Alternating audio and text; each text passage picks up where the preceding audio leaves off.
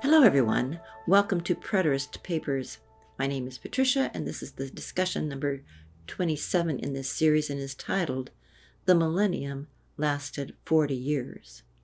You can find this printable 2-page fact sheet on our website at preteristpapers.com.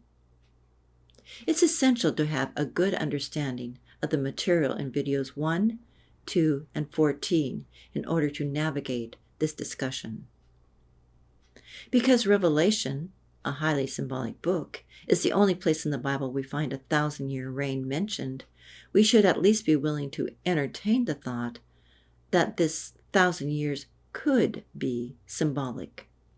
And indeed, when considered along with other New Testament scriptures, we see this chapter begins with Satan being bound, that is Jesus' earthly ministry, and ends, verse 10, with the destruction of the Messiah's enemies in the Roman Jewish war and the salvation of the believing remnant. This spans approximately 40 years, AD 30 to 70. John alerts us to the symbolic nature of his vision at the beginning of the book of Revelation. He shows his readers that the 7 stars are symbols for the 7 angels, which are messengers, and the 7 lampstands are symbols for the 7 churches. We also can rightly surmise then that Jesus was not literally holding 7 stars, and there was not a literal sword coming from his mouth. At the same time, we see there are literal elements. The 7 churches were literal assemblies in Asia Minor during the 1st century, and they were under persecution and the threat of apostasy. From history, we see that the 3.5 years, highlighted throughout the book, is also literal. See video number 14. The reader must use critical thinking to discern literal fact from symbolic language. Using symbolic language, however, does not mean that it isn't referring to literal things, events, and people. Let's look at the details of Revelation 20, 4-6. This passage is the repository for all kinds of wild notions that are not even hinted at in the text. John is not seeing physical people, but souls of people.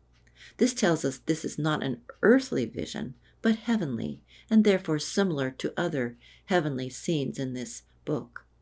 These souls are on thrones. These souls are living, judging, and reigning with Christ. These souls are living, judging, and reigning with Christ in a heavenly, priestly capacity. John is telling his readers about the status of those souls who did not compromise, but stayed true to Christ unto death. This is instruction and comfort to those readers of John's letter undergoing threat and loss in the 1st century. Their beloved fellow believers who suffered and died for Christ were not victims. They were conquerors, kings, and priests. This would have been great comfort to surviving believers and echoed other scriptural truth of which they likely had knowledge. This passage says nothing about bodily resurrection or about a bodily reign of Christ on earth or about a temple or about the millennium or about material reward or about Christ ruling from Jerusalem or about the 1,000-year reign of Christ. It's not Christ who reigns 1,000 years, but those who were killed for Christ, who are said to reign with Christ in this symbolic length of time. Scrutinizing our preconceived notions is essential, particularly in this passage. Some futurists say that the kingdom of God has not yet begun. Both Jesus and John the Baptist said the kingdom of heaven was at hand in the 1st century, so that should end the discussion. But dispensationalists say, well, the kingdom was supposed to start in the 1st century, but because of unbelief, it was postponed.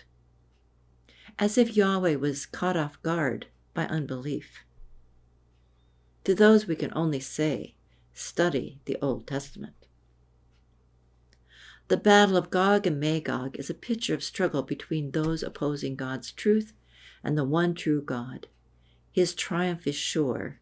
This passage shows the final end of the Old Covenant and unbelieving Old Covenant people, as well as the loving protection and salvation of the believing remnant by their God.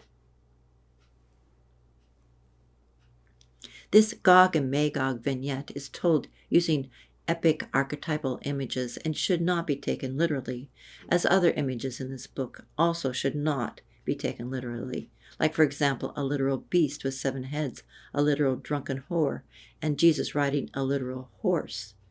As John explained in Revelation 17:9-10, the 7 horns are not horns, but symbols for 7 mountains, and also symbols for 7 kings.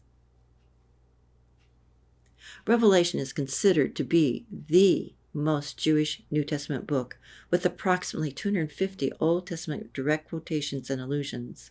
This is why studying both the Old and New Testaments is essential for Bible literacy and interpreting the book of Revelation.